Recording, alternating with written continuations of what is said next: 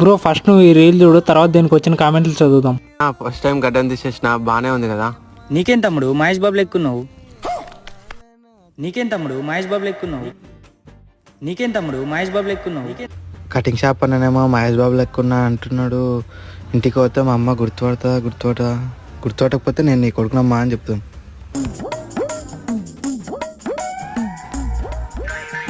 అమ్మా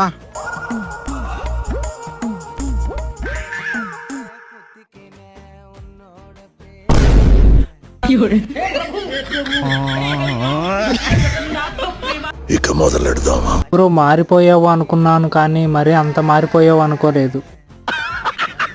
మహేష్ బాబు రూపాయి సంపాదించాడు. You mother be like he Billa you change Billa.